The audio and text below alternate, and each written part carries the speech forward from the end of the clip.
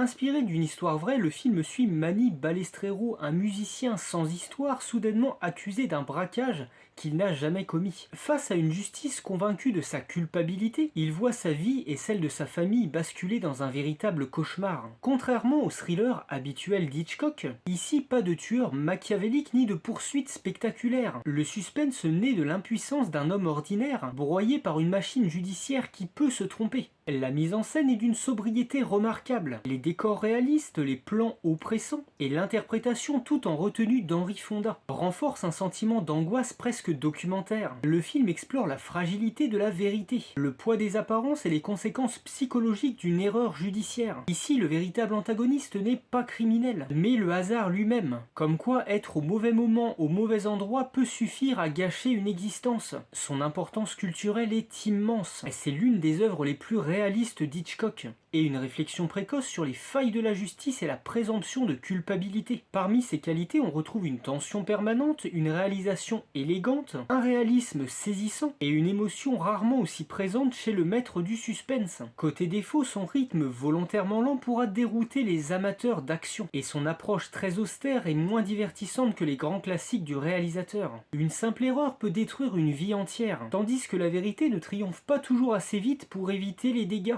Le faux coupable, The Wrong Man, est une réussite majeure. Moins spectaculaire que les œuvres les plus célèbres d'Hitchcock, il est néanmoins l'un de ses films les plus humains, les plus angoissants et les plus touchants. Une preuve qu'il n'est pas nécessaire de courir après un meurtrier pour créer un suspense insoutenable.